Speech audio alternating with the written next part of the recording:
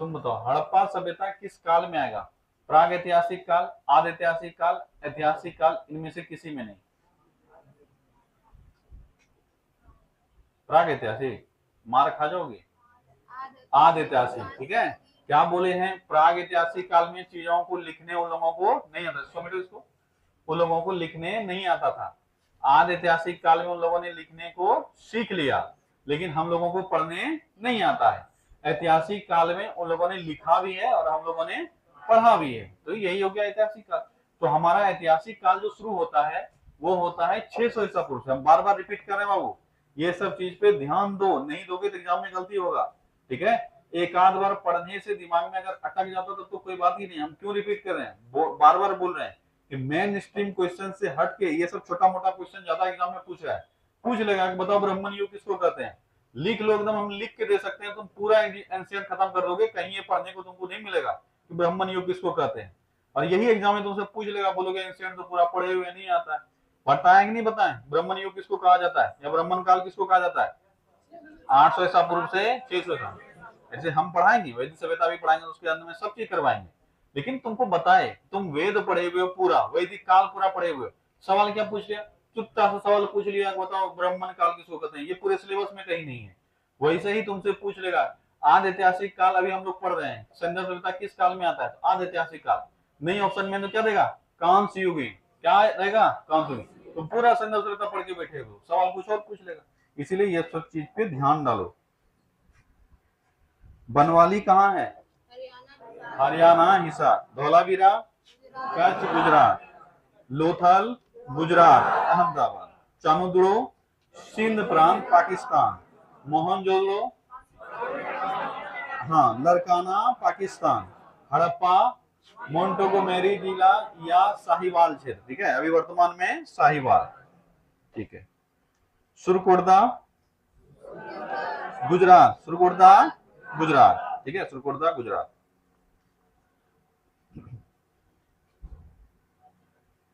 नवीनतम खोजा गया भारत का स्थल, हाँ रतिया, हाँ अभी नवीनतम जो खोजा गया है वो है रतागियारी डेयरी, लेकिन बड़े स्थलों में धौलावीरा, ठीक है, धौलावीरा।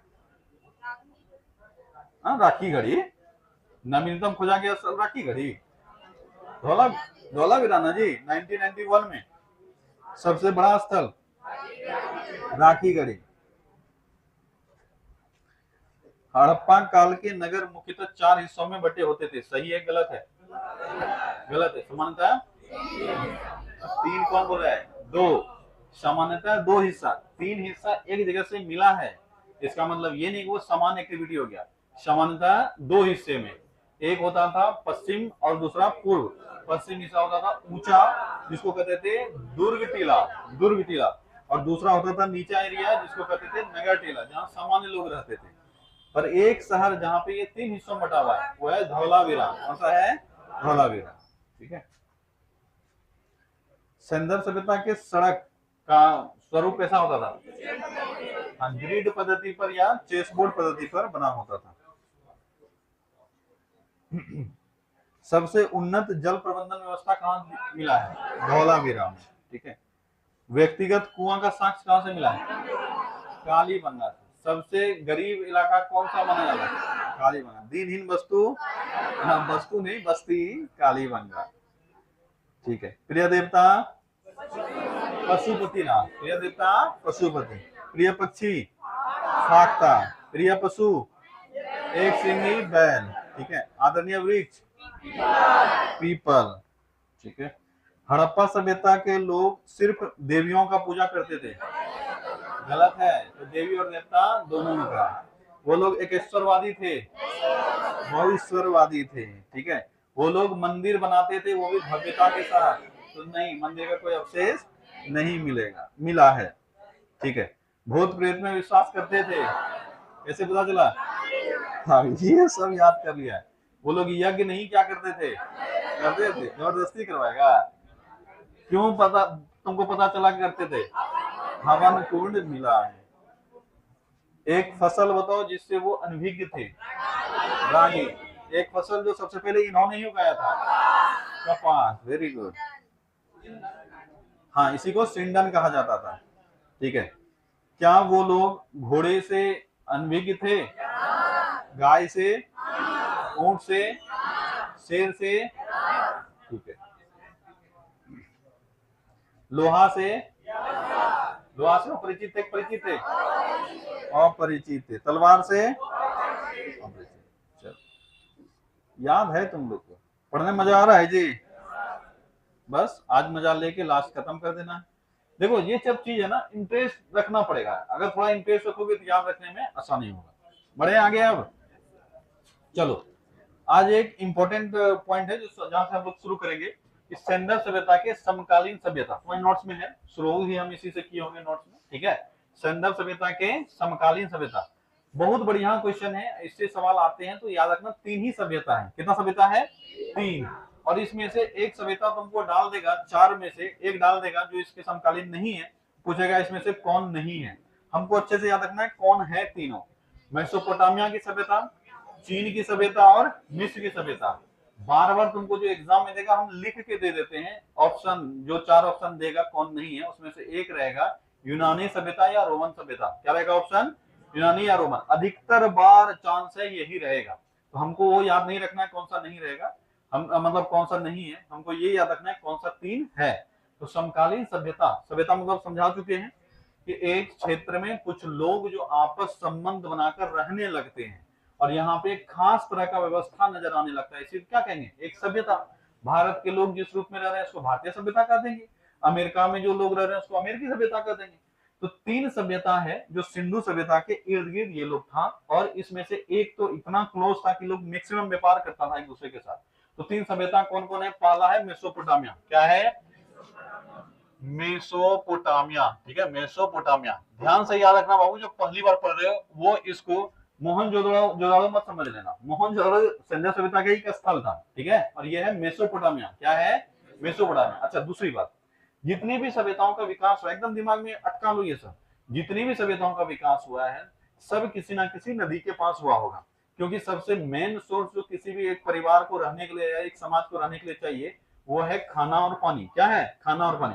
तुम्हारे पास पहनने को कपड़ा नहीं है, काम चल जाएगा, लेकिन अनाज अगर नहीं हो और पानी नहीं हो तो तुम्हारा काम नहीं चलेगा। क्योंकि हवा तो लगभग सब जगह मौजूद ही है। अब ये फालतू का डिस्कशन हो जाएगा, हवा बहुत जरूरी है। अरे हवा तो पूरे पृथ्वी पर है ही भाई, ऐसा कुछ नहीं है। तो हवा को देखकर हम घर नहीं बनाते हैं, हम घर किसको देखकर बनाते हैं? खाना उपलब्ध हो और पानी आए। तो जितनी भी नदियां थी वहां मीठा पानी मिल जाता था पीने को, तो नदियों के किनारे लोग बसने लगता था। और मीठा पानी है, नदी है, जमीन उर्वर होगा ही होगा, इसलिए वहां पे फसल भी उग जाता था। इसलिए जितने भी सभ्यताओं का विकास हुआ वो किसके किनारे हुआ? नदी किनारे। जब ये लोग फसल नहीं बोता था उस समय भी ये लोग ज्यादातर नदी के किनारे ही रहता था। कारण क्या है? नदियां में जानवर वगैरह पीने के पानी पीने के लिए आएगा, मार के खा जाएगा। नदी में मछली वगैरह होगा, उसको मार के खा जाएगा। मतलब मेन सोर्स जो लोग का होता था खाना और पानी। क्या होता था? खाना और पानी। और भारत में हम पिछले इसमें क्लास में बताए होंगे कि भारत में सभ्यताओं का विकास सर्वप्रथम अगर कहीं पर हुआ या मानव कहीं पर रहा वो था नर्मदा नदी। कौन सा था? नर्मदा नदी। सिंधु नदी मत कर देना। हमारे यहाँ के आदिम जाति जो निवास करना शुरू किए वो किस नदी किनारे? आदिम जाति नर्मदा नदी किनारे। तो भारत में सबसे पहले लोग कहाँ रहना शुरू किया होगा? नर्मदा नदी। पता है इसका एक जगह है मध्य प्रदेश में, लखैया। क्या नाम है? लखैया। वहां सबसे अधिक जो हड्डी है उसका कंकाल जो है उसका क्या बोलते हो, कब्रगाह जैसा मिला है, ढेर मिला है। कहां से मिला है? लखैया। ये पाषाण युग में पढ़ा नहीं पढ़ा है? नहीं, छूट गया होगा। ठीक है, नहीं पढ़ाएंगे तो पाषाण युग में ये पढ़ाते हैं। ठीक है, नहीं है तो नोट डाउन कहीं कर लेना, हो सकता है नोट्स में होगा भी। तो भारत में सभ्यताओं का विकास किस नदी के पास हुआ था? सबसे पहले नर्मदा नदी। उसके बाद फिर डेवलप्ड सभ्यता जब आया तो डेवलप्ड सभ्यता कहां पहुंचा? सिंधु नदी के पास। कहां पहुंचा? सिंधु नदी। गंगा का नाम अभी भी नहीं लोगे, गंगा इसके बाद आएगा। जब हमारे यहाँ वैदिक सभ्यता का विकास होगा, वैदिक सभ्यता का विकास भी पहले सिंधु सभ्यता के पास ही होगा, उसके बाद ये लोग शिफ्ट कहां करेगा? गंगा के पास। तो हम भावना इतना ओतप्रोत है गंगा से, हमको लगता है कि भारत में सबसे महत्वपूर्ण नदी सब दिन कौन रही होगी? गंगा। ऐसा नहीं है। भारत में मानव उत्पत्ति के लिए मतलब मानव के समाज के डेवलपमेंट के लिए पहली नदी जो सामने आई वो है नर्मदा, और दूसरी नदी सामने आई वो है सिंधु। सिंधु सभ्यता कहाँ विकसित हुआ? सिंधु नदी के पास। वैदिक सभ्यता कहाँ विकसित हुआ? सिंधु नदी के पास। लेकिन बाद में वैदिक सभ्यता शिफ्ट कहाँ किया? गंगा नदी के पास। और हमारे समय में आते आते गंगा हमारे लिए क्या हो गया? महत्वपूर्ण। खैर वापस आते हैं। तो जितना भी ये सभ्यता है, 3 सभ्यता है जो सिंधु सभ्यता के समकालीन है। पहला मेसोपोटामिया, दूसरा है मिस्र, कौन सा है मिस्र, और तीसरा कौन सा है चीन की सभ्यता। अब अभी चर्चा ये कर रहे थे कि जितनी भी सभ्यताएं होगी वो किसी ना किसी नदी के पास बना होगा, बसा होगा, इसलिए हमको नदी भी याद रखना पड़ेगा कि किस नदी के पास ये सभ्यता है। दूसरा चीज, वर्तमान में वो क्षेत्र कहाँ पड़ता है। तो चीन का तो किसी को तकलीफ नहीं है, चीन तो आज भी चीन है, लेकिन ये मिस्र जो है, मिस्र का क्षेत्र कौन सा पड़ता है। मिस्र आज भी मिस्र देश के नाम से है, अफ्रीका में, नाम सुने हो ना। तो मिस्र देश आज भी मिस्र है, जिसको इजिप्ट अंग्रेजी में कहते हैं। जो अंग्रेजी मीडियम से हो इसको इजिप्ट पढ़ोगे, क्या पढ़ोगे इजिप्ट, और हिंदी में इसी को मिस्र पढ़ते हैं। जैसे हिंदी में पढ़ते हो यूनान और अंग्रेजी में पढ़ते हो ग्रीस, क्या पढ़ते हो ग्रीस, ये दोनों एक ही देश है। वैसे ही हिंदी में जो मिस्र पढ़ रहे हो अंग्रेजी में क्या होता है इजिप्ट। अब सवाल यहाँ अटक जाता है मेसोपोटामिया, क्योंकि आज मेसोपोटामिया नाम का कोई जगह नहीं है। तो मेसोपोटामिया की जगह कौन सा भी विकसित हुआ है, इराक। कौन सा हुआ है इराक। तो याद रखना मेसोपोटामिया का जो जगह है ये है इराक। कौन सा जगह है इराक।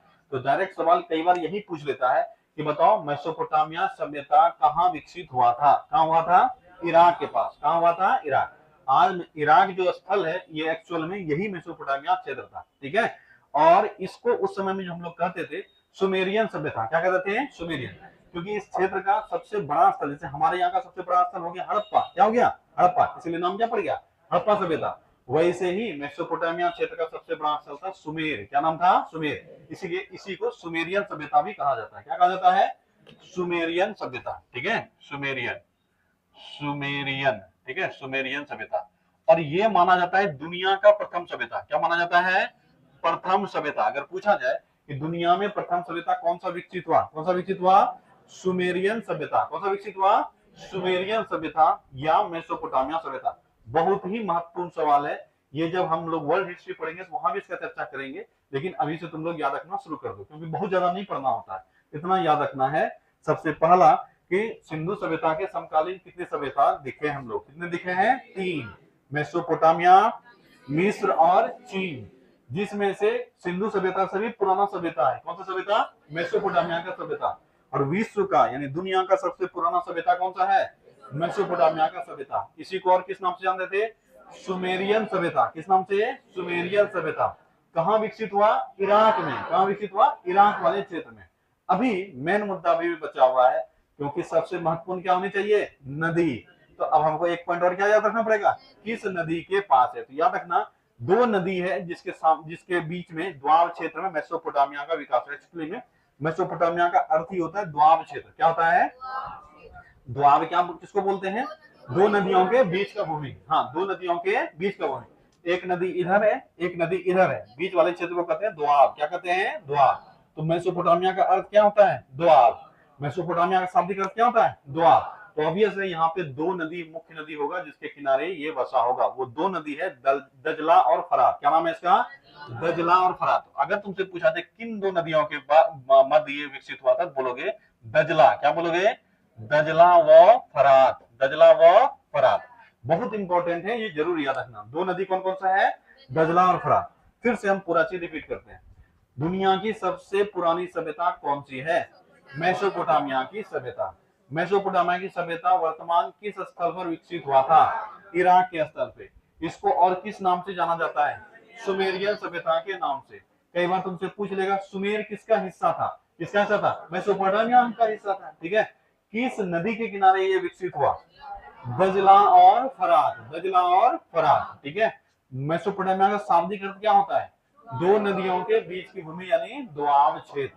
क्या पूरा चीज समझ लिया मेसोपोटामिया के बारे में। बस इसी के बारे में ज्यादा था और किसी के बारे में नहीं। मिस्र जो है आज भी हम जानते हैं मिस्र को नील का वरदान कहा जाता है। क्या कहा जाता है नील का वरदान। तो मिस्र सभ्यता किसके पास विकसित हुई नील नदी के पास। किसके पास नील नदी के पास। और चीन सभ्यता किसके पास वांगहो नदी। चीन सभ्यता वांगहो। चीन सभ्यता वांगहो नदी। वांगहो नदी, ठीक है। याद रखना चीन सभ्यता किस नदी के पास वांगहो नदी के पास। मिस्र सभ्यता किस नदी के पास नील नदी के पास। और मेसोपोटामिया किस नदी के पास दजला और फरात। क्यों ऐसा क्योंकि मेसोपोटामिया नाम ही इसलिए पड़ा क्योंकि मेसोपोटामिया का अर्थ होता है द्वाब। और द्वाब अगर विकसित हुआ इसका मतलब 2 नदी वहां होना जरूरी है। और 2 नदी कौन सा है दजला और फरात। कहाँ है वर्तमान में मेसोपोटामिया इराक वाले हिस्से में। क्या पूरा मामला समझ में आ गया तुमको? बढ़िया आगे चलो। ये तीनों सभ्यता जो है संदर्भ के समकालीन। अब अगला है संदर्भ लोगों का सर्वाधिक व्यापार होता था। मित्रों बताए सबसे अधिक व्यापार किससे होता था? मेसोपोटामिया, ठीक है, मेसोपोटामिया, ठीक है, मेसोपोटामिया। संदर्भ के लोगों का मुख्य पेशा क्या था? कृषि। एकदम ये सब में कंफ्यूजन नहीं होना चाहिए। ये सब अगर गड़बड़ किया बाबू एग्जाम में गलती करके आ जाओगे, ठीक है। ये सब अच्छे से याद होना चाहिए। देखो पूरा चीज जब पढ़ लोगे एक बार, मुश्किल से हमको लगता है 30-35 चीज ऐसा होगा जो एकदम हाईलाइटेड होगा, जो हम बार बार रिपीट करते होंगे, उसको अच्छे से टिक कर लिया करो। और एग्जाम पॉइंट ऑफ व्यू से बहुत अधिक इंपॉर्टेंट है, जिसको हम जैसे स्थल जितना बताएं, 4-5 स्थल बताए होंगे जो उंगली पे एकदम हमेशा याद रहना चाहिए। समझ लो ये तुम्हारे लिए एकदम वरदान है। वो 5 चीज अगर वो कर लियो 80% तुम तैयार हो। 20% का गारंटी कोई नहीं ले सकता है, ना हम ना तुम, ठीक है। हमको ज्यादा से ज्यादा पढ़ना होगा, लेकिन पहले हमको एक बॉर्डर क्रॉस करना होगा। तो बॉर्डर क्रॉस करोगे तभी। जब बोले हैं स्थल में क्या याद होना चाहिए? हड़प्पा, मोहनजोदड़ो, लोथल, रंगपुर, रोपा और 1991 में खोजा गया था धौलावीरा। ये 6 स्थल है। ये 6 स्थल एकदम रटे हुए होने चाहिए। अच्छा एक और राखी गढ़ी, ठीक है, ये 7 स्थल एकदम रटे हुए होना चाहिए। अगर रटा हुआ है तो तुम सोच सकते हो हम बॉर्डर टप चुके हैं। वैसे ही कुछ कुछ फैक्ट्स ऐसे हैं जो बार बार हम रिपीट करते हैं, ठीक है, याद रखना ये भी बहुत महत्वपूर्ण है। सिंधु सभ्यता के लोग सर्वाधिक व्यापार किससे करते थे? मेसोपोटामिया से, ठीक है, मेसोपोटामिया से। मेसोपोटामिया के लोग सिंधव क्षेत्र को क्या कहते थे, या सिंधव लोगों को क्या कहते थे? मेलुहा। क्या कहते थे? मेलुहा। ये शब्द याद रखना। 2 शब्द यहां से नया तुम सीखा। एक सीखा सिंडन। क्या सीखा? सिंडन। सिंडन शब्द का प्रयोग किस भाषा का शब्द है? ये भी पूछा जाता है। यूनानी। अभी बताए थे यूनानियों ने कहा है, तो यूनानी भाषा का शब्द है। किसका है? यूनानी भाषा का। किसके लिए? कॉटन के लिए, कपास के लिए यूनानियों ने किस शब्द का प्रयोग किया? सिंडन। और सिंधव सभ्यता के लिए मेसोपोटामिया के लोगों ने किस भाषा का, किस शब्द का प्रयोग किया? मेलुहा। किसका प्रयोग किया? मेलुहा, ठीक है। चलो इसके बाद है तौल की इकाई। यानी मेसोपोटामिया सॉरी सिंधव सभ्यता के लोग जो बटखरा का प्रयोग करता था, हमारे यहाँ बटखरा का भी क्या इकाई है? हमारे यहाँ बटखरा का क्या है? किसी को कोई आइडिया नहीं? भाई ये सब याद होनी चाहिए तुमको। दशमलव पद्धति पे हम लोग काम करते हैं। किस पर करते हैं? दशमलव पद्धति। ये दशमलव मतलब क्या होता है? 10 के गुणज में क्या करते हैं हम लोग? 10 के। ये सब नहीं जानते हो? देखो ये सब जानकारी होनी चाहिए। तो हम लोग अभी दशमलव पद्धति पे काम कर रहे हैं। इसका अर्थ होता है 10 के गुणज पे। इसीलिए तुम देखा होगा 100 ग्राम, 200 ग्राम, हमारे जो वजन आता है तौलने के लिए 100 ग्राम का। इसके बाद तुम देखा होगा 1 किलो का आता है, 500 ग्राम का आता है ना, सब 10 के गुणज में। कभी किसी बटखरा को देखा है 12.5 मतलब जब 13 ग्राम का, 15 ग्राम का, ऐसा देखा है? जब भी तुम देखोगे सब किसमें होगा? 10 के गुणज में। हम लोग सारा काम किसमें करते हैं? 10 के गुणज। मैट्रिक पद्धति ही इसीलिए विकसित हुआ था क्योंकि ये बेस्ट तरीका है कैलकुलेशन का। अगर छोटा छोटा यूनिट में तुम्हारा जो नंबर है वो इधर उधर होने लगा, मान लो दे देते 1 किलो में 720 ग्राम, ठीक है, मान लेते हैं 1 किलो में या 721 ग्राम, कितना डिफिकल्ट हो जाता है। इसीलिए हम लोग मोटा मोटी कोशिश किया राउंड ऑफ करने का। लेकिन हमेशा जो भी लेंगे वो सब 10 के मल्टीपल में ही होगा, ठीक है। तो चाहे कोई भी हो जाए वो 10 के मल्टीपल में होना, चाहे ऊपर चले जाओ नीचे चले जाओ 10 के गुणज में होगा। वैसे ही इनका जो होता था बटखरा वो 16 के गुणज में होता था। किसमें होता था? 16 के गुणज में, ठीक है। ध्यान रखना तौल की इकाई क्या थी? 16। अब ऐसा नहीं कि 16 से छोटा नहीं होगा, 16, 32 ये तो होगा ही। लेकिन अगर छोटा लेना होगा क्या लेंगे? 8, 8 से थोड़ा 4, 4 से थोड़ा 2, ऐसा करके लेंगे। लेकिन इकाई क्या होगा? 16, एकदम फिक्स है 16। तो ज्यादातर प्रयोग करने से हम लोग यहाँ 1 किलो मानते हैं अपना बेसिक, तो तुम्हारा 500 ग्राम भी होता है, 250 ग्राम भी होता है। लेकिन देख रहे हो उसी के मल्टीपल में चल रहा है ना नीचे। और ऊपर जाओगे 1 किलो के बाद 2 किलो आएगा, तो उसके बाद देखते हैं हम लोग 3 किलो तो हमारे यहाँ बटखरा नहीं आता, आ सकता है, कोई दिक्कत नहीं। 5 किलो आता है, फिर 10 किलो आता है, इस तरीके का। तो याद रखना जिस तरह से हमारा हमेशा 10 का मल्टीपल हम ढूंढते हैं, वैसे ही यहाँ का जो बटखरा होता था वो 16 के मल्टीपल में। किसके मल्टीपल में? चलो लिपि क्या था? जो संदर्भ से बताया यहाँ का लिपि कैसा था? बोलते हैं हम लोग भाव चित्रात्मक। क्या बोलते हैं? भाव चित्रात्मक। लिपि कैसा था? भाव चित्रात्मक, ठीक है। ये सब एक बार पढ़ लोगे ना उसके बाद इससे भूलता नहीं है बच्चा। इन्होंने जो लिखा है वो लिखा हुआ है हमारे पास, हम उसको पढ़ नहीं पाए। ऐसे सिंबल को क्या कहा गया? भाव चित्रात्मक। क्या कहा गया? भाव चित्रात्मक। और जितना हम लोग अभी समझ पाए हैं, हम लोग जो समझ पाए वो एक पैटर्न समझे कि लिखने का तरीका क्या था, दाएं से बाएं या बाएं से दाएं। अब यहाँ से एक अच्छा चीज याद रखना, एक चीज याद रखना, अरे सुन तो लो। एक चीज याद रखना, यहाँ पे हम लोगों के पास अभी 2 भाषा है मुख्य रूप से। एक है फारसी भाषा और उर्दू भाषा, और एक है हिंदी भाषा, ठीक है। यानी स्क्रिप्ट अगर देखोगे तो हमारा लिखने का तरीका जो है, हम लोग बाएं से दाएं लिखते हैं कि दाएं से बाएं? बाएं से दाएं। तुम्हारा हिंदी तो ज्यादातर नहीं पूछा जाता है, ब्रह्मी और खरोष्टी से सवाल आता है। कैसे आता है? ब्रह्मी और खरोष्टी। अभी जब अशोक का शिलालेख पढ़ाएंगे वहां बताएंगे अशोक की शिलालेख हमको 4 भाषा मिला है। कितना भाषा में? 4 भाषा। 2 भाषा जो प्रमुख है, तो सबसे जो प्रमुख है वो है ब्रह्मी, क्योंकि भारत वाले क्षेत्र में क्या प्रयोग किया जाता है? ब्रह्मी। और जो पाकिस्तान वाला क्षेत्र है उस क्षेत्र में खरोष्टी। तो खरोष्टी भाषा का जो पैटर्न है वो आज लिखने का तरीका है वो आज के उर्दू भाषा से मैच करता है। उर्दू जो लिखता है देखोगे वो इधर से इधर लिखता है ना, उसको पीछे से आगे की ओर लिखेगा, और हम लोग जो लिखते हैं वो आगे से पीछे की ओर लिखते हैं। ठीक है, ये तरीका है, सबका अपना अपना तरीका होता है, हमारा ये तरीका है। तो इसको क्या बोलेंगे? दाएं से बाएं या बाएं से दाएं? बाएं से दाएं। इसको क्या बोलते हैं? बाएं से दाएं। क्या बोलते हैं? बाएं से दाएं। तो हमारा जो लिखने का तरीका है दाएं से बाएं या बाएं से दाएं? बाएं से दाएं। और जो उर्दू लिखा जाता है वो लिखा जाता है दाएं से बाएं। तो हमेशा याद रखना, पीछे से लिख रहा है और इधर आगे से लिख रहा है। तो ब्रह्मी और खरोष्टी से एग्जाम में पूछा जाता है। तो ब्रह्मी हमारा है, ब्रह्मी हमारा है, इसलिए हम लोग याद रखेंगे ये बाएं से दाएं। ब्रह्मी बाएं से दाएं, वो मिला देना। और खरोष्टी जो है वो दाएं से बाएं। खरोष्टी हमेशा याद रखना। खरोष्टी कहां से याद रखोगे? पाकिस्तान वाले क्षेत्र। खरोष्टी कहां? पाकिस्तान वाले क्षेत्र, उससे याद हो जाएगा तुमको। ठीक है, तो ब्रह्मी बाएं से दाएं, खरोष्टी दाएं से बाएं। अब सेंधर सभ्यता भी कहां विकसित हुआ है? पाकिस्तान के आसपास। यानी मोस्ट प्रोबेबली जो कैरेक्टर है वो पहले से वैसा ही होगा जैसा अभी है, मोटा-मोटी। अब ऐसे उसमें कोई मतलब तथ्य नहीं है, हम बस याद करवाने के लिए बोल रहे हैं। यानी वहां का भी जो भाषा लिखने का तरीका होगा वो दाएं से बाएं होगा कि बाएं से दाएं होगा? दाएं से बाएं। इसीलिए ये बहुत चित्रात्मक ये लोग लिखा जो है, इसमें जो हमको पैटर्न समझ में आया है, ये लोग किधर से किधर लिखता था? दाएं से बाएं। किधर से लिखता था? दाएं से बाएं। किधर से किधर? दाएं से बाएं। ठीक है, तो याद रखना इन लोगों का जो लिखने का तरीका था। सेंटेंस में भी ये लोग चीजों लिखा है। पहले तो ये लोग बड़ा बड़ा सेंटेंस लिखा नहीं है, ठीक है, 1-2 सेंटेंस काफी हो गया, इसलिए हमको पैराग्राफ का मतलब ही नहीं समझ में आता था कि लोग पैराग्राफ कैसे लिखता होगा। लेकिन बाद में जब कई जगह पे और खोज हुआ तो कुछ कुछ चीज लिखा हुआ मिला, जो कि ये लोग किधर से किधर लिखा है? ये लोग बाएं से सॉरी दाएं से बाएं की ओर लिखा है। ठीक है, क्या इतना सा याद रहेगा? बात बाकी अभी बहुत ज्यादा दिमाग मत लगाना। अगर तुमसे पूछा जाए कि बताओ सर्वाधिक मिला हुआ कौन सा वो सिंबल है, तो यू और मछली कौन सा है? यू और मछली कौन सा है? यू और मछली। ठीक है, इतना सा याद रखना। चलो उसके बाद अगला जो पॉइंट है वो है प्रमुख खोज। अब यहां से सवाल कुछ कुछ आते हैं और इसको अच्छे से इंटरेस्ट लेके याद रखने का प्रयास करना, कौन सा चीज कहां से खोजा गया है। ठीक है, बस इसमें और ज्यादा कुछ दिमाग नहीं लगाना होता, लेकिन हम लोग को याद करके आज घर जाना है। सबसे बड़ा भवन, यानी संदर्भ सभ्यता में जो बड़े बड़े स्थल ढूंढे गए उसमें से घर द्वार भी मिला ना।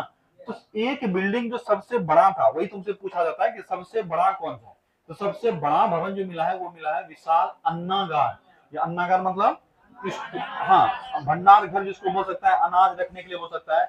हम लोग उसका छोटा वर्जन जो बाद में इस्तेमाल करने के लिए कोठी करते हैं ना, लेकिन देखोगे आज भी स्टोर रूम, स्टोर हाउस बनाया जाता है जहाँ पे अनाज बना जमा करके रखता है। ये सरकारी तुम्हारे यहाँ होता है ज्यादातर। ठीक है, वैसे ही सबसे बड़ा भवन जो मिला है वो है विशाल अन्नागार। क्या है? विशाल अन्नागार। विशाल अन्नागार। तो सबसे बड़ा भवन कौन सा है? विशाल अन्नागार। ठीक है, विशाल अन्नागार। ठीक है, अन्नागार। याद रखना, 2 महत्वपूर्ण स्थल है जहां बच्चा कंफ्यूज होता है, विशाल अन्नागार और एक है विशाल स्नानागार। विशाल स्नानागार, ये कंफ्यूज मत हो जाना। ये शब्द सुनने में लगता है लगभग एक, लेकिन कोई सिमिलरिटी है। एक है अन्नागार जहां अन्न रख रहे हैं, यानी ये भंडार घर है, और दूसरा है स्नानागार जहां नहा रहे हैं। क्या कोई सिमिलरिटी है? नहीं, बस सुनने में ऐसा लगता है, बच्चा गलती कर देता है। तो सबसे बड़ा भवन जो मिला है वो है विशाल अन्नागार। क्या है? विशाल अन्नागार। उसके बाद हमको विशाल स्नानागार कहां से मिला है ये पूछा जाता है। तो विशाल स्नानागार मतलब हो गया स्विमिंग पूल। क्या हो गया? Swimming pool. अच्छा, विशाल अन्नागार कहां से मिला ये बता दो, कहां से मिला है? मोहनजोदड़ो। अब ये सबसे अमीर कौन था? मोहनजोदड़ो। अच्छा, कई जगह पे तुमको हो सकता है किताबों में भी हड़प्पा मिले। क्या मिले? हड़प्पा। तो अन्नागार दोनों जगह से मिला है। ऑब्वियस है ना, हर जगह शहर में अपने लोगों को खिलाने के लिए अगर बढ़िया शहर है तो सरकार मैनेजमेंट करती है। ये लोग भी हो सकता है एक घर बनाया होगा जहां जमा रखता होगा। तो हड़प्पा भी बड़ा शहर और मोहनजोदड़ो भी बड़ा शहर, दोनों बनाया है, और दोनों जगह बहुत बड़ा बड़ा अन्नागार है। लेकिन दोनों के कंपैरिजन में सबसे बड़ा कौन सा है? मोहनजोदड़ो। इसीलिए हड़प्पा वाला नहीं।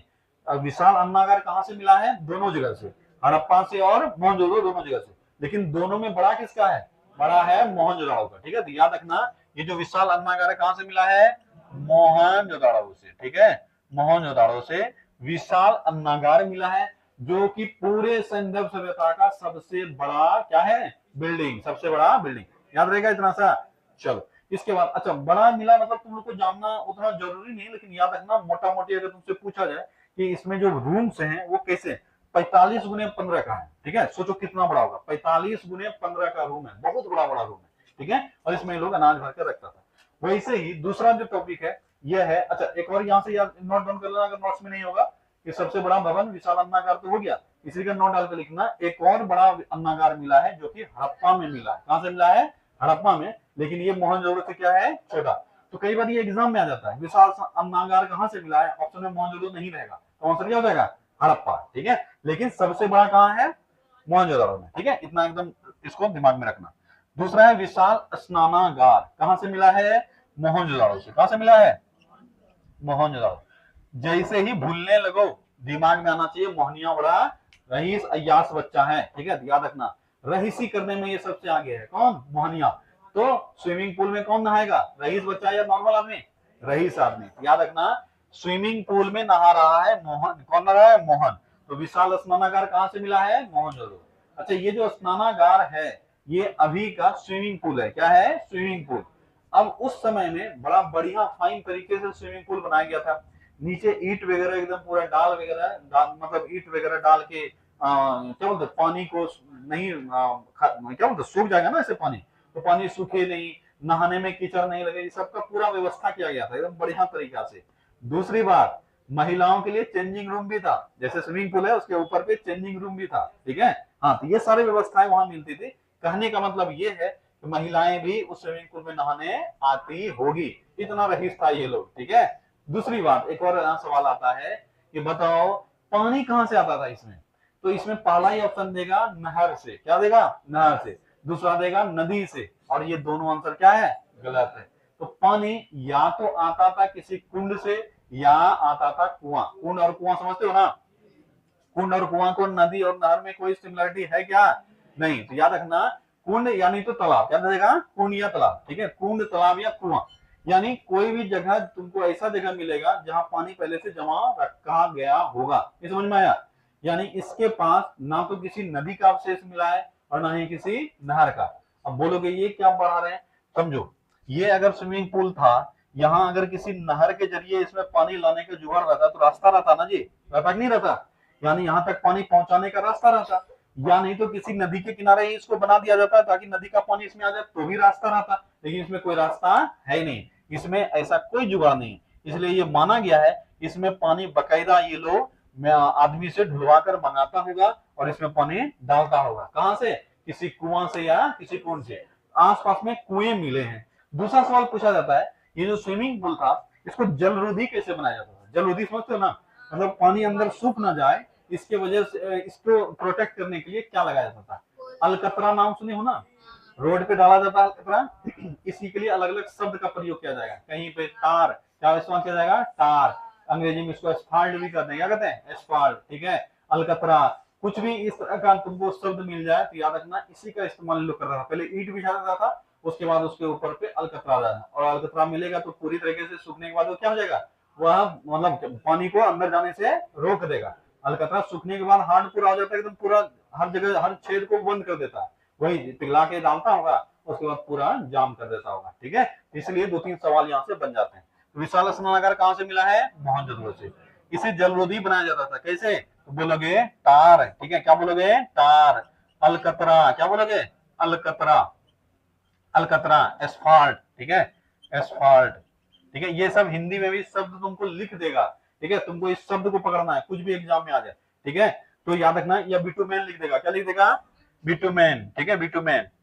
ये सब एक ही चीज है, ठीक है, बिटुमेन, ये सब एक ही चीज है, एक ही चीज का अलग अलग नाम है, ये सब तुमको दे देगा। इससे इसको हिंदी में डामर भी कहते हैं, क्या कहते हैं, डामर, सुने हो नहीं सुने हो, डामर, ठीक है।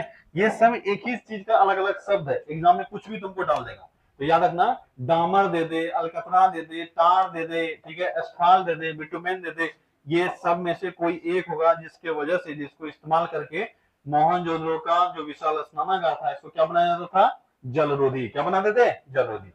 इसे जल प्राप्त होता था, कहां से जल प्राप्त होता था, बोलोगे कुंड या तालाब से, क्या बोलोगे, कुंड या तालाब, ठीक है, तालाब। और नहीं मिलेगा तब कुआं, क्या बोलोगे, कुआं। ये कुंड जो है ये कुआं का ही रूप है। कुंड समझते हो, नहीं समझता है। छोटा कुआं जिससे पानी ऐसे ऐसे करके डंडा और ये लेके ऐसे करके निकालता था, याद है, किसान लोग पहले ज्यादातर कुआं या कुंड में इसका इस्तेमाल करता था, तो वही हो गया।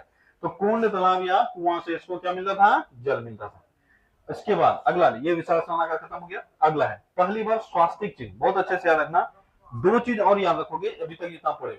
चांदी का प्रथम प्रयोग भी कहां से मिला हमको, हड़प्पा काल से ही। और स्वास्तिक का भी कहां से मिला है, हड़प्पा काल से ही। हड़प्पा काल में हड़प्पा से मिला है, कहां से मिला है, हड़प्पा। स्वास्तिक सभी जान रहे हो ना, स्वास्तिक सिंबल जो होता है, हाँ हाँ, ऐसा करके होता है ना जी, हाँ कैसा होता है, नहीं होता ऐसा, ऐसा नहीं होता है ये, ठीक है, हाँ नहीं होता है, हाँ एस बना दे, ऐसा है, जो भी है रहने दो। स्वास्तिक बनाने नहीं आता हमको जी, अच्छा ऐसा करके होगा ना जी, हाँ वही हमको लगा स्वास्तिक बनाने कैसे नहीं आता, ठीक है। उसके बाद इसमें थोड़ा डिजाइन विजाइन देता है ना जी, हाँ यही हिटलर का भी सिंबल है, ठीक है। हिटलर का सिंबल भी क्या था, यही स्वास्तिक ही है, ठीक है। तो याद रखना, ये सिर्फ तुम्हारा धार्मिक नहीं, हिटलर का खूंखार सिंबल भी है। चलो आ जाओ। तो स्वास्तिक चिन्ह जो हमको मिला है, इतिहास में सबसे पुराना चिन्ह जो हमको अवशेष कहीं से प्राप्त हुआ है, वो किस काल से हुआ है, हड़प्पा काल से। और हड़प्पा काल में भी कहां से, हड़प्पा से, कहां से, हड़प्पा, ठीक है। ये सब देखो कितना इंटरेस्टिंग है, अगर इसको बोझिल बन के पढ़ोगे, याद करने की दृष्टि से पढ़ोगे तो याद नहीं होगा। सिंबल को कहां से प्राप्त किए, ये सेंस लो अपने अंदर कि हम लोग स्वास्तिक जो इस्तेमाल कर रहे हैं, इसका पहला अवशेष कहां से मिला है, हड़प्पा से, ठीक है। इसके बाद है अग्निकुंड। अग्निकुंड क्यों बनाया गया होगा, यज्ञ करने के लिए, ठीक है, हवन करने के लिए, यज्ञ करने के लिए, या कुछ पकाने के लिए, ठीक है। तो अग्निकुंड हमको दो तीन जगह से मिला है, कालीबंगा से, लोथल से, और कहां से, और कहां से, बनवाली से, ठीक है। अग्निकुंड कहां से मिला है, कालीबंगा, कालीबंगा, लोथल, ठीक है, लोथल और बनवाली, ठीक है। ये सब जगह से हमको क्या मिला है, हवन कुंड, क्या मिला है, हवन कुंड। फिर से रिपीट करो, कालीबंगा, लोथल, बनवाली, कालीबंगा, लोथल, बनवाली, इन सब जगह से क्या मिला है, हवन कुंड, क्या मिला है, सॉरी अग्निकुंड, क्या मिला है, अग्निकुंड। चावल एक जगह जरूर याद रखना, जहां पे व्यापारी लोग ज्यादा करता था, व्यापार ज्यादा करता था, कहां है, लोथल। तो चावल का एक साक्ष तो जरूर याद रखना है, वो है लोथल, ठीक है, लोथल।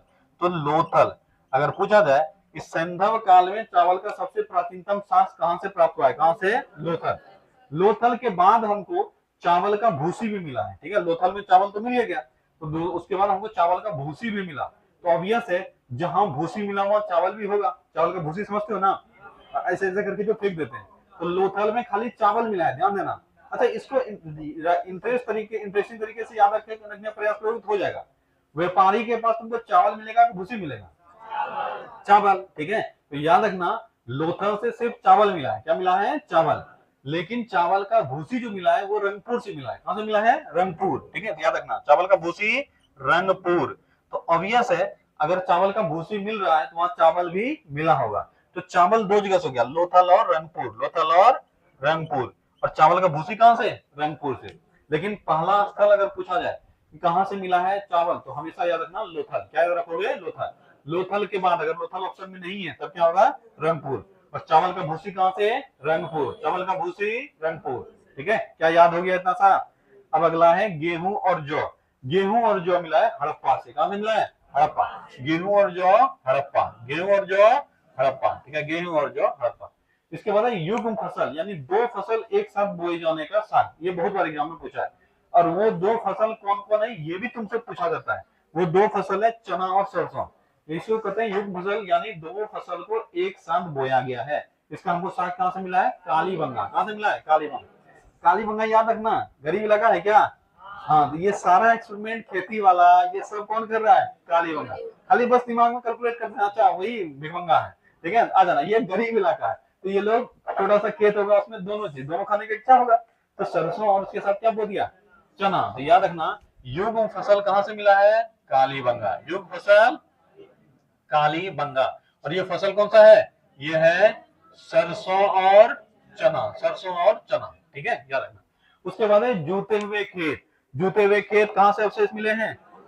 हाँ, तो गरीब आदमी है खेती करेगा ना बाबा, ठीक है। जूते हुए खेत कालीबंगा, जूते हुए खेत कालीबंगा, जूता हुआ खेत हो गया कालीबंगा, युग फसल भी कहां से हो गया? कालीबंगा, ठीक है। और हवन कुंड मिला होगा कालीबंगा से, जरूर मिला होगा, पता है ना कालीबंगा। हवन कुंड मतलब अग्नि कुंड, क्योंकि गरीब लोग ज्यादा पूजा पाठ पे ध्यान रहता है ना, ये हवन उवन हो गया या पूजा हो गया, इस सब पे लोग ज्यादा ध्यान देता है, ठीक है। तो याद रखना, यहाँ से अग्नि कुंड भी मिला है क्या मिला है? योग फसल भी मिला है, और क्या मिला है? जूता हुआ खेत भी मिला है। अब आते हैं घोड़े की हड्डी।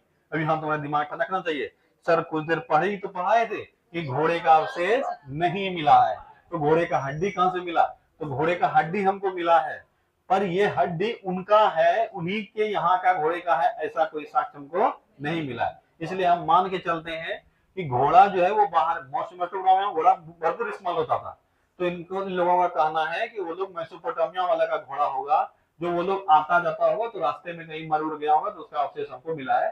संदर्भ सभ्यता ने अपने किसी भी मोहर पर, फिर रिपीट करते हैं, पक्का ये लोग सब चीज जानता होगा, पर ये लोग अपने मोहर में उसका इस्तेमाल नहीं किया। तो जिसका मोहर में इस्तेमाल नहीं मिलता है, हम उसको नहीं मानते हैं, ठीक है, कि ये लोग जानता था। क्योंकि कुछ लिखोगे तब तो, तुम भले ही जान रहे हो ऊंट को, पर भागलपुर का अगर कोई भी इतिहास उठाकर देखेगा, कहीं पे भी ऊंट का कोई साक्ष्य मिलेगा क्या?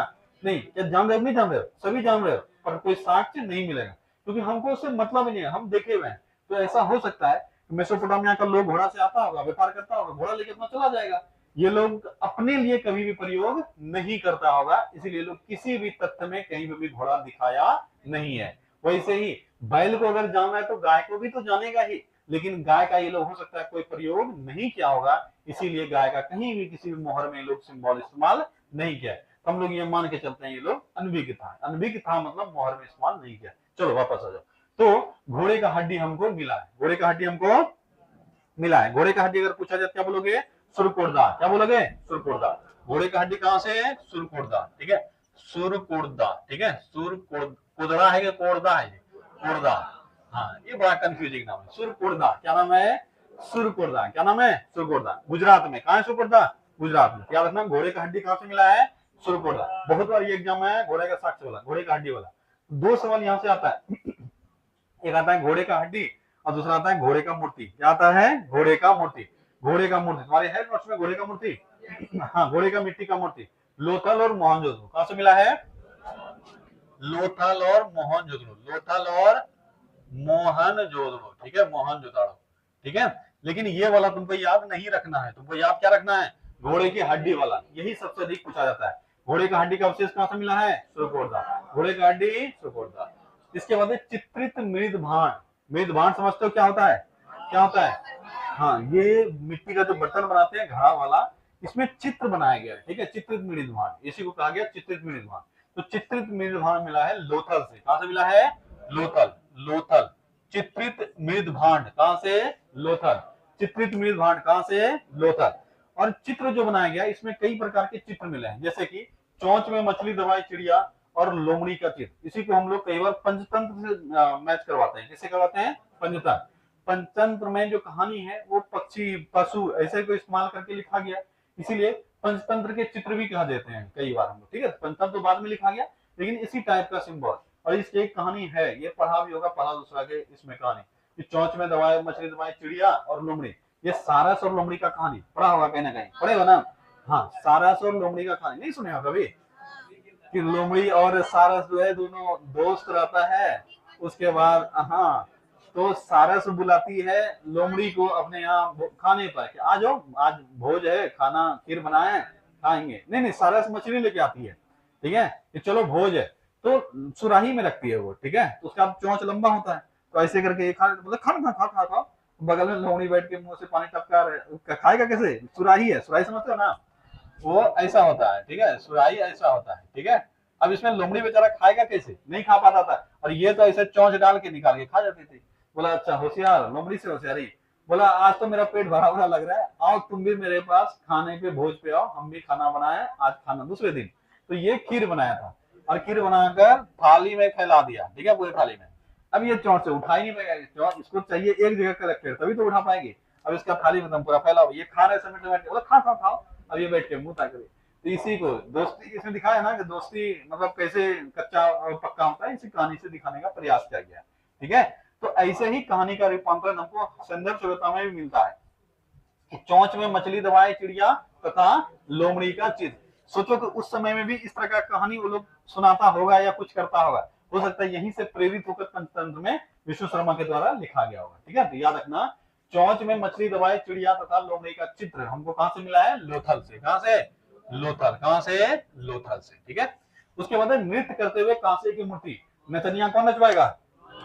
मोहनिया नचवाएगा। तो मोहनजोदड़ो कौन है? मोहनजोदड़ो। ठीक है, तो याद रखना, नृत्य करते हुए कांसे की मूर्ति है। कई बार ये धातु पूछ लेता है, किसकी कौन सी धातु का बोलोगे?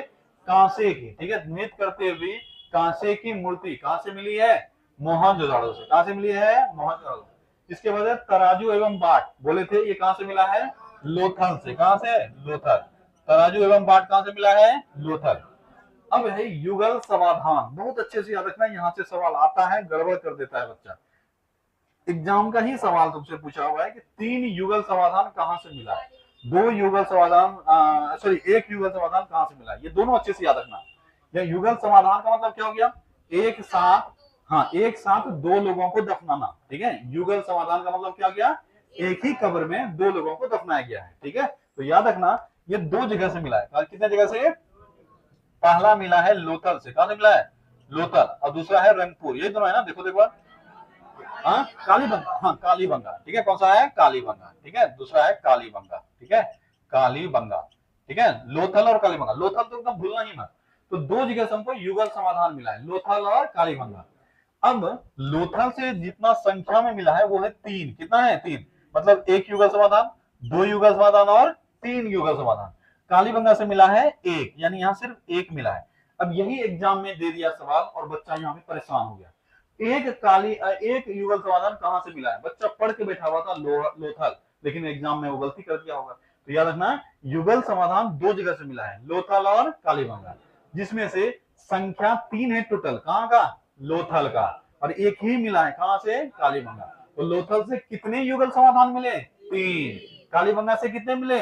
1। उल्टा करके पूछेगा, 1 युगल समाधान कहां से मिला है? ऑप्शन में दे देगा लोथल, कालीबंगा, उपर्युक्त दोनों। आंसर वहां सिर्फ होगा कालीबंगा। समझना, 1 दिया है और दिया है 3 युगल समाधान कहां से मिला है? लोथल से। क्या ये बात समझ में आया कि नहीं आया? लोथल से कितने युगल समाधान का साक्ष्य? 3। कालीबंगा में कितना? 1। चलो, अगला है कुत्ता के साथ मानव का कब्र। यहाँ बहुत बच्चा गलती करता है, ध्यान से याद रखना। कुत्ता के साथ जैसे ही मानव का कब्र देता है, बहुत बच्चा मार देता है बुर्ज होम। क्या मार देता है? बुर्ज होम। अब ऑप्शन में जरूर देगा ये। अब बोलोगे क्यों देता है और क्यों बच्चा मारेगा? पाषाण युग में तुमको पढ़ा है ना, तो पाषाण युगीन स्थल है बुर्ज होम, ना कि सैंधव काल का स्थल है। समझ में आ रहा है क्या अंतर हो रहा है? बुर्ज होम किसका स्थल है? पाषाण काल, नव पाषाण काल का स्थल है, और सैंधव सभ्यता का स्थल बुर्ज होम नहीं है। इसीलिए दोनों जगह तुम ये सीख पड़े हो। बुर्ज होम में गर्त आवास का साक्ष्य मिला है। क्या मिला है? गर्त आवास। लेकिन वो सैंधव कालीन या पाषाण युगीन? पाषाण युगीन। ठीक है, और वहीं से मिला है कुत्ता और मानव का कब्र एक साथ। लेकिन सैंधव काल का जब देगा तो आंसर होगा रोपड़। क्या होगा?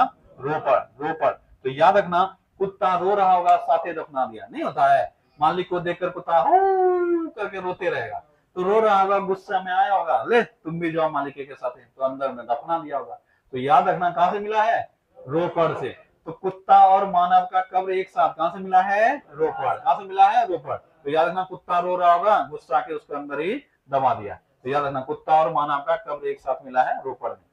RS-37 कब्रिस्तान, या खाली तुमको एच कब्रिस्तान दे दे, RS कब्रिस्तान दे या एच कब्रिस्तान दे, कुछ दे, एग्जाम में यही 2 पूछा जाता है।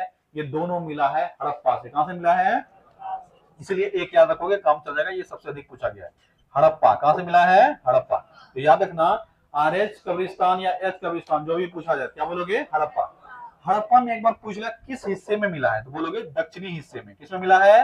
दक्षिणी हिस्सा। ठीक है, तो याद रखना, हड़प्पा में पहले तो यही याद रखना है कि RS-37 कब्रिस्तान जो है वो कहां से मिला है? कहां से?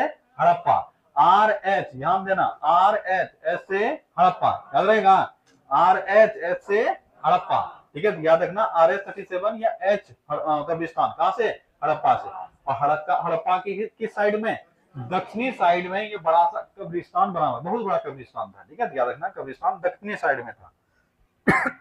अगला है पशुपति मोहर, क्या है, इसमें से जो एक आध बीच में नहीं होगा तुम्हारे नोट्स में उसको ऐड भी करते जाना, ठीक है। पशुपति मोहर, सबसे प्रचलित भगवान कौन थे, पशुपति, कौन थे, पशुपति।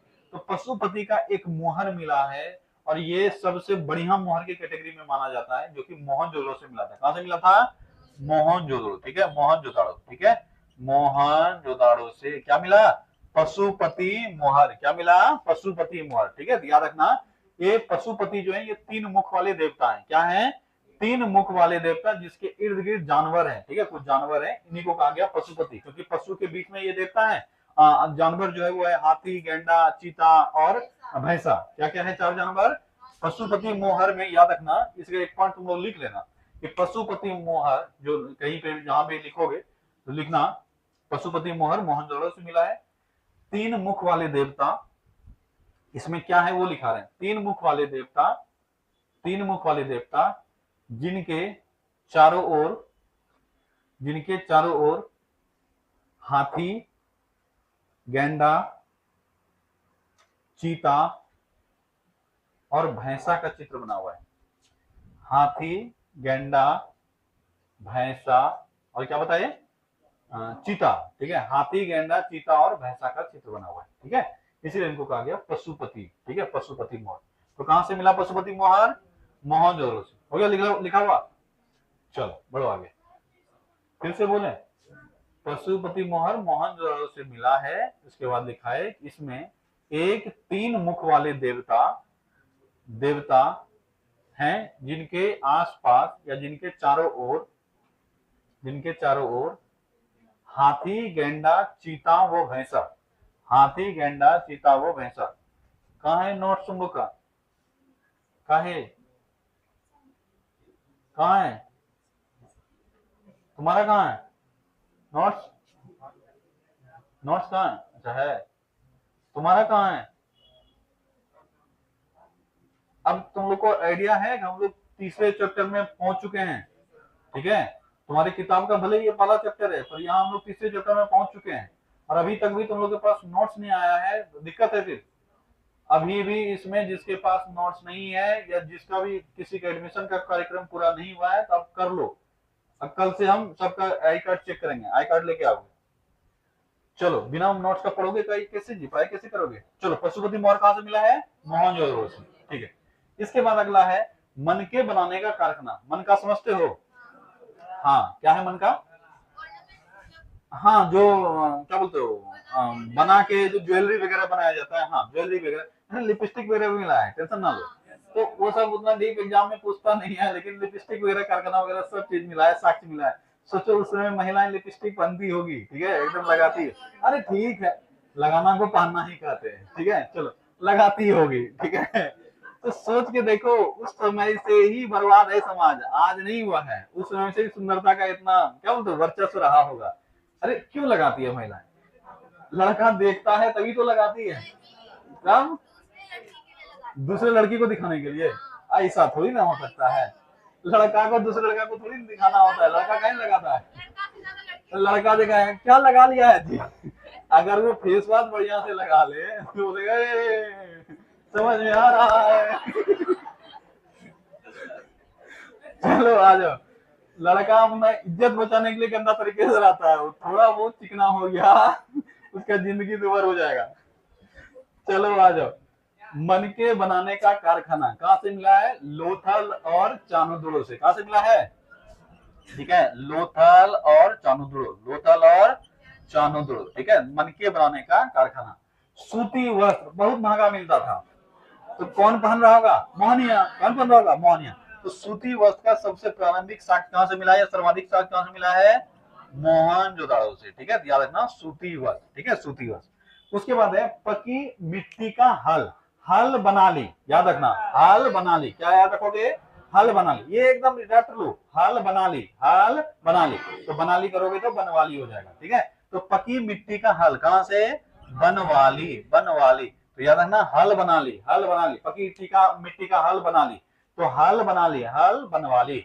पकी मिट्टी का हल कहां से मिला है? बनवा ली। पकी मिट्टी का हल कहां से? बनवा ली। मंगोलियन पुजारी का सर, ठीक है, मंगोलियन पुजारी का सर। अब ये तो अमीरों का चोचला ही होगा, एक पुजारी का सर, वो आधा कटा हुआ है, उसका तलवार वलवार तो मारा है, उसका वो चित्र बनवा के रखा है।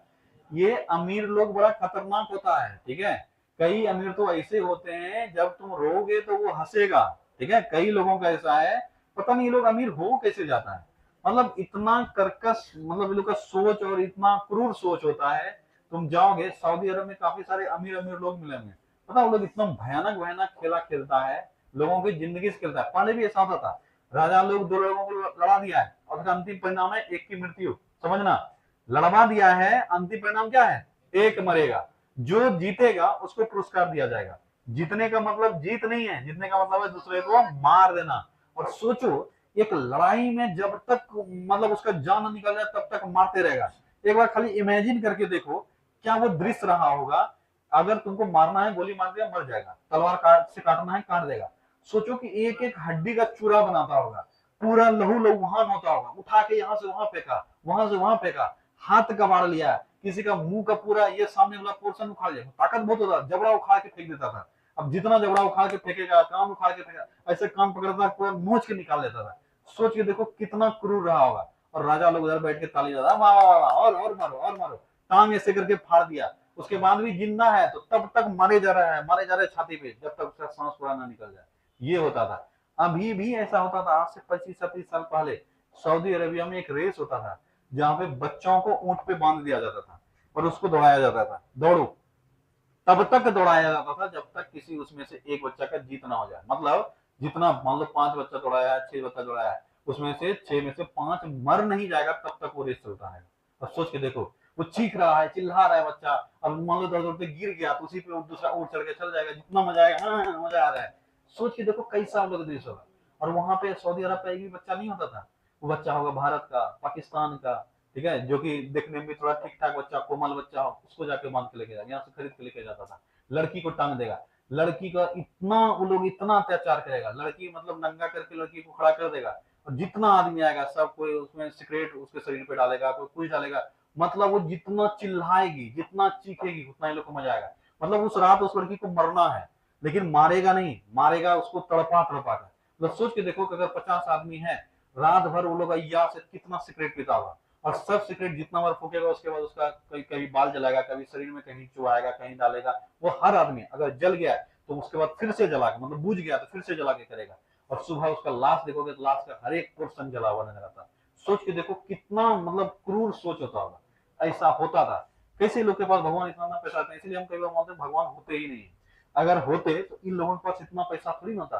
पैसा देखोगे उसके पास कितना है, शंखों, मतलब 1-2 टका नहीं, अरबों। अभी आप स्क्रीन फाइल सुने हो ना जी, हाँ, मतलब वो एक अमीरों में से एक अमीर था, जो अपना एक आइलैंड पे ये सब कार्यक्रम चला रहा था।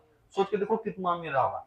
तो अमीर अधिकांश जो होते हैं, आज के डेट में भी ये देखा गया है, जो बड़े लोगों का एक कला सच्चाई है, उनको क्रूरता में बड़ा मजा आता है, ठीक है। जो एक होगा पब्लिक फिगर, तुम पब्लिक में जो देख रहे हो ये अलग फिगर है, और दूसरा होता है उसका रियलिटी। अधिकांश, सब नहीं है, ऐसा नहीं कि सब है, अधिकांश लगभग 50-60% ऐसे मिल जाएंगे जिनको कि इन सारी चीजों पर मजा आता है। मतलब जहां लोग रो रहा है, तड़प रहा है, मजा लेगा। खैर वापस, तो याद रखना, उसी से याद रखना है कि मोहन यहाँ जो था ये बड़ा अय्याश काम है, उसका कैरेक्टर सेट कर चुके हैं तुम्हारे दिमाग में कि मोहन को देखना है तो जूता खोल के मारना है, ठीक है। तो मोहन जो अय्याश है, ये क्या रखा है, मंगोलियन पुजारी का सिर कटवा के रखा है शोरूम में, ठीक है, शोकेस में। याद रखना कहां से मिला है, मोहनजोदड़ो से, ठीक है, मोहनजोदड़ो। तो मंगोलियन पुजारी का सिर मोहनजोदड़ो, ठीक है, मोहनजोदड़ो, ठीक है। तांबे का ढेर, अब लोग तांबा छोटा छोटा यूज करेगा, ये क्या लगा दिया, ढेर लगा दिया। अमीर के घर में होगा, गरीब के घर में, अमीर के घर में। कहां से मिलेगा ये भी, मोहनजोदड़ो, ठीक है। तांबे का ढेर, मोहनिया, खाली बस मोहनिया को अमीर कर दो, बहुत सारा क्वेश्चन तुम खुद सॉल्व कर लोगे। स्त्री के गर्भ से पौधा निकलता हुआ मूर्ति। अब यहाँ अत्याचार नहीं हो रहा है, समझना, यहाँ पे पूजा पाठ हो रहा है। स्वास्तिक कहां से मिला, हड़प्पा। स्वास्तिक कहां से मिला, हड़प्पा, ठीक है।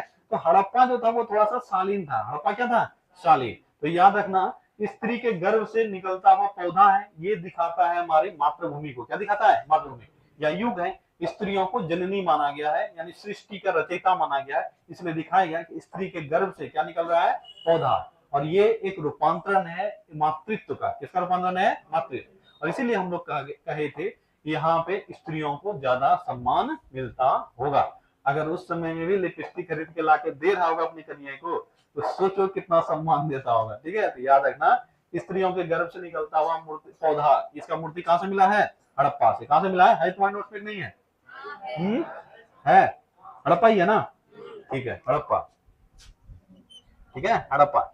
ऐसे ही तुमको भी दिमाग में लगा के कुछ ना कुछ सेट करना। देखो इसमें कोई रॉकेट साइंस नहीं है। अगर हम बोलेंगे हम इतना ज्यादा तुमको बढ़िया से पढ़ा देंगे, समझा देंगे कि याद हो जाए, ये मेरी भी गलतफहमी हो सकती है, तुम्हारी भी हो सकती है। हम कोशिश करेंगे याद करवाने का, इसमें कुछ समझने का चीज है क्या? हम इतना उलूल जो बात बोल रहे हैं, कारण ये है कि तुम्हारा इंटरेस्ट बना रहे, नहीं तब हम इसको पढ़ने में 5-10 मिनट लगता है इस टॉपिक को खत्म करने में। इसीलिए संदर्भ खत्म करने में एक क्लास काफी होता है। हम क्यों इसको 2 क्लास में लेकर आए? समय थोड़ा थोड़ा ज्यादा लिए, पर पूरा चीज याद हो गया क्लास में, पता चला कि नहीं चला है?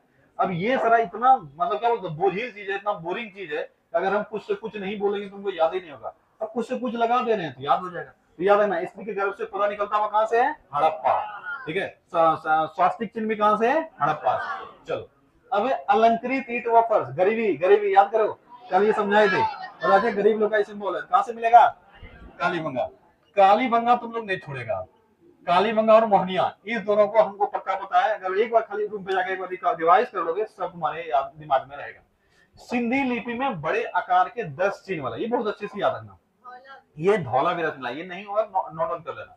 सिंधी लिपि में बड़े आकार के 10 चिन्ह मिले हैं, कहां से, धौलावीरा। कहां से, धौलावीरा। कहां से मिला है, धौलावीरा। स्टैंडियम भी कहां से मिला है, धौलावीरा। धौलावीरा बताए थे कि ये सामान्य से हटके थोड़ा था, बताए थे ना, यहाँ पे क्लासी लोग रहते होंगे। धौलावीरा जो है क्लासी लोग रहते होंगे। धौलावीरा 3 भागों में बटा हुआ है, बताए थे। धौलावीरा एक शहर है संदर्भ सभ्यता का, जो कितने भागों में बटा था, 3 भागों में। सामान्य शहर 2 ही भागों में बटा हुआ था। और उसके बाद जल प्रबंधन भी कहाँ बढ़िया मिला है, धौलावीरा में। इससे ये चलता है कि पता चलता है कि धौलावीरा थोड़ा पॉश एरिया होगा, वहां के अधिकांश लोग जो होंगे वो थोड़े से क्या होंगे, सोफिस्टिकेटेड। इसका मतलब ये लोग बहुत अमीर होंगे। क्लासी लोग अमीर होंगे, मतलब पूरे अमीर होंगे ऐसा जरूरी थोड़ी ना है। भारत में अमीर गिन चुन के 8-10 तो होगा, ठीक है, तो क्या वो वही लोग खाली क्लासी हैं? क्लासी करने का मतलब हुआ एक स्टैंडर्ड लाइफ जीना। और इसीलिए तुम देखा होगा हर शहर में एक एरिया होता है, इसको पॉश एरिया बोलते हैं। क्या बोलते हैं, पॉश एरिया, जहां पढ़े लिखे लोग, संभ्रांत लोग, थोड़ा वेल टू डू लाइफ जो जी रहे हैं, बढ़िया, उनके पास सब साधन है, इनको क्लासी बोल देंगे। तो संदर्भ सभ्यता में से जो धौलावीरा है, अधिकांश लोग यहाँ क्या होंगे, क्लासी। इसलिए तुमको डेवलपमेंट ठीक ठाक नजर आ रहा होगा। पहली चीज, धौलावीरा शहर कितने भागों में बटा हुआ था, 3 भाग, ठीक है, जहाँ पे एक में बहुत अमीर लोग रहे, बीच में मध्यवर्ती लोग जो था उसमें बिजनेसमैन लोग रहे, और बीच में कौन रहा, सबसे नीचे क्या बोलते हैं उसको, आम जनता, ठीक है, आम नागरिक। उसके बाद जल प्रबंधन सबसे बढ़िया कहा, धौलावीरा। इसके बाद हम लोग देखे सिंधी लिपि में बड़े बड़े आकार के 10 चिन्ह वाला शिलालेख मिला है। मतलब ये सब पोस्टर वगैरह लगाता होगा कहीं ना कहीं, सिंबल, मतलब नहीं, हम लोग आज कहीं जाते हैं बढ़िया जगह जाना, वहां लिखा रहेगा यहाँ थूकना मना है, ठीक है, यहाँ आप आराम कर सकते हैं, ये सब लिखा सिंबल मिलता है, ठीक है। अब जहाँ चारों तरफ गंदगी फैला हुआ है वहां लिख के देते हैं यहाँ थूकना मना, तो पेशाब करके चला जाएगा, ठीक है। और यहाँ पे भागलपुर में हम देखे थे, उधर तिलका मंदिर सब साइड में कहीं पे दीवार पे लिखा हुआ था यहाँ पेशाब करना मना है, और यहाँ पे मना को काट दिया कोई। अब क्या हो गया, पेशाब करना है समझ रहे हो तो ये है तुम्हारे शहर की सभ्यता, ठीक है। तो ऐसे जगह पे डेवलपमेंट कितना भी कर लो, डेवलपमेंट नहीं होने वाला है। लेकिन हाँ, सोफिस्टिकेटेड लोग होंगे, वो देख लिया एक बार तो नहीं करेगा ठीक है। चलो, तो याद रखना, सिंधी लिपि में बड़े बड़े आकार का शिलालेख मिला है। कहां से मिला है, धौलावीरा। स्टेडियम भी खेलने के लिए क्या बनाया गया है, स्टेडियम। स्टेडियम भी कहां से मिला है, धौलावीरा। स्टेडियम भी कहां से मिला है, धौलावीरा, ठीक है। चलो, इतना सा याद रखोगे। इसके बाद जैसे बताया था उनको, लिपस्टिक पूछा नहीं जाता एग्जाम में, ज्यादातर यहीं से यहीं तक आता है। लिपस्टिक चानुद्रो से मिला था, कहां से मिला था, चानुद्रो, लिपस्टिक का साथ। लेकिन वो सब उतना दिमाग नहीं लगाना है, काम इतना सा तुम्हारा चल जाएगा, ठीक है। अब अगर यहां तक हम लोग पढ़ लिए हैं, तो हमको 1-2 पॉइंट और है जो दिमाग में रखना है, बाद बाकी हमारा कहानी अब हो चुका है समाप्त, ठीक है। अब तुम्हारे नोट्स में हो सकता है 1-2 और इसमें होगा, लेकिन पहले राउंड में हम लोग इतना ही याद करेंगे, बाद बाकी जो बचेगा वो सब 1-2 तो देखना, ये एकदम याद होनी चाहिए अच्छे से। इसके बाद जो हमारा मेन चीज है वो है व्यापार। क्या है, व्यापार। ये लोग कुछ प्रमुख चीजों का व्यापार करता था, कहीं अन्य से खरीद के लाता था, तो हमसे एग्जाम में क्या सवाल पूछा जाता है कि लोग तांबा कहाँ से मंगाता था, सिंधप के लोग, ठीक है, लाजवर्द कहाँ से मंगाता था, चांदी कहाँ से मंगाता था, शिलाजीत कहाँ से मंगाता था, गोमेद कहाँ से लाता था, सोना कहाँ से लाता था, एक छूट गया टीन, क्या छूट गया, टीन, टीन कहाँ से लाता था, ये सब एग्जाम में पूछा जाता है, हमको जगह याद रखना है। व्यापार जो मुख्य रूप से हो रहा है वो हो रहा है इसका मेसोपोटामिया क्षेत्र से। डे टू डे लाइफ में भी अधिकांश सामान जो इसको बाहर से इंपोर्ट करता होगा, मैक्सिमम चीज कहां से करता होगा, मेसोपोटामिया। वर्तमान क्षेत्र के हिसाब से देखोगे मेसोपोटामिया पड़ रहा है इराक, कौन सा पड़ रहा है, इराक। इराक के आसपास जो क्षेत्र है एक है अफगानिस्तान और एक है ईरान, कौन सा है, अफगानिस्तान और ईरान। तो मैक्सिमम व्यापार इसका जो खनिज वाला है, ठीक है, जैसे यहाँ पे तत्व धातु वाला सब है, ये ज्यादातर ये लोग अफगानिस्तान और ईरान से करता था, किसे करता था, अफगानिस्तान ईरान। ध्यान से सुनना, इराक के आसपास वाले क्षेत्र से, क्योंकि वहां पे है वो लोग समृद्ध है किस चीज में, धातु सब में, किसमें है, धातु सब में। तो सोना हो गया, चांदी हो गया, ये सब अधिकतम व्यापार कहां से कर रहा था, ईरान और अफगानिस्तान, ईरान और अफगानिस्तान, ठीक है। बाद बाकी जो डे टू डे लाइफ के अधिकतम चीजें हैं वो सब व्यापार कहां से कर रहा था, मेसोपोटामिया। बेचता भी किसको था, मेसोपोटामिया, मतलब इराक वाले हिस्से में। यानी मुख्य रूप से एग्जाम में अगर चांदी और सोना पूछा जाए और भारत से बाहर का चर्चा किया जाए, एक आंसर जरूर होगा, वो होगा अफगानिस्तान, कौन होगा, दूसरा होगा ईरान, क्या होगा, ईरान। तो मोटा मोटी दिमाग में एकदम सेट कर लो कि ईरान और अफगानिस्तान से ये लोग बहुमूल्य तत्वों का यानी धातुओं का ये लोग एक्सपोर्ट मतलब क्या बोलते हैं, इंपोर्ट करता था। अगर पूछा जाए बहुमूल्य धातु मतलब सोना चांदी ये सब कहां से मंगाता था, वो लोग अफगानिस्तान और ईरान से। ये मोटा मोटी याद रखना। इसके बाद हम लोग एक तरफ से सलाह देखते हैं। पहला चीज है तांबा। हमारे यहाँ खेतड़ी नामक एक स्थान है राजस्थान में, कहाँ है, राजस्थान, खेतड़ी राजस्थान, ये इंडियन ज्योग्राफी का पोर्शन है। वहां पे खनिज जब पढ़ाते हैं तो हम बताते हैं कि हमारे यहाँ पे सबसे पुराना स्थल में से एक है जहां से तांबा खुदाई होता है, वो है खेतड़ी, कौन सा है, खेतड़ी। तो ये लोग भी, चंदन सभ्यता के लोग भी तांबा जो सबसे अधिक खरीदते थे या लेते थे, मंगाते थे, कहां से, खेतड़ी से, कहां से, खेतड़ी, कहां से मंगाते थे, खेतड़ी। तो याद रखना खेतड़ी कहाँ है, राजस्थान, खेतड़ी कहाँ है, राजस्थान। तो मुख्य रूप से ये हो गया। और यहाँ के बाद ही लोग कहां से लेता था, बलूचिस्तान, कौन से, बलूचिस्तान, ठीक है, बलूचिस्तान, ठीक है, बलूचिस्तान, ठीक है, बलूचिस्तान। इसके बाद लाजवर्द क्या है, अच्छा ये सब क्या है, लाजवर्द हो गया, गोमेद हो गया, ये सब क्या है, ये सब रत्न है, क्या ये सब रत्न। लाजवर्द जो है नीला कलर का एक रत्न होता है, ठीक है, चमकता है, बड़ा बढ़िया लगता है। ये सब वो सब ऐसे ऐसे करने वाली जो होती है वो सब, ये सब ज्यादा दिखाएंगे तुमको, यानी तो हाथ देखने वाले लोग जो होते हैं, ये अंगूठी पहनो, वो अंगूठी पहनो, इसका माला पहनो। तो अगर ये जो क्या बोलते हैं क्रिस्टल बॉल जो होता है उस पर जो ऐसे हाथ कर देती है, उसको शरीर में तुमको सब रत्न मिल जाएगा। तो 2-3 तो माला पहनती है, ये सब मुंबई सब में ज्यादा चलता है, ठीक है। वहां से देखोगे पैसे वाले लोग होते हैं ज्यादा, वो लोग, महिलाएं लोग जो है किट्टी पार्टी वो लोग करती है ना, उसमें ग्रुप बनाकर चली जाएगी किसी एक के पास, उसी में से किसी एक का धंधा होगा। हाँ हाँ, टैरो कार्ड रीडर ऐसा करके जो होती है, ऐसा एक तो बॉल ले लेगी और उसको भविष्य दिखता है उसमें, अपना छोड़ के सबका, ठीक है। हाँ, अपना नहीं दिखता है, सबका दिखता है उसमें, मोटा पैसा कमाती है वो लोग।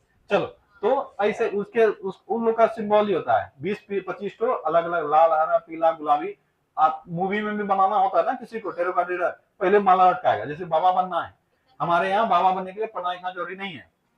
बाबा बनने के लिए गेरुआ वस्त्र धारण कर लो, दाढ़ी थोड़ा बढ़ा लो, ठीक है, यहाँ टिक्का ले लो, यहाँ लिखो जय महाकाल, एक ले लो हाथ में डंडा, तुम बन गया सिद्ध पंडित। अब लोग आएंगे, पूछेंगे बाबा मेरा भविष्य बताइए, मेरी कन्या भाग गई है, बोलेगा भागी तो मेरे ही साथ है, भेज देंगे, ठीक है। यही हो ही रहा है आजकल, बाबा लोग का कारनामा देख ही रहे हो। ठीक है, तो ये सब देखना है तो देख लेना टेरो कार्ड रीडर के पास आ जाओ। तो अगला जो रत्न है वो है लाजवर्द, कौन सा है, लाजवर्द।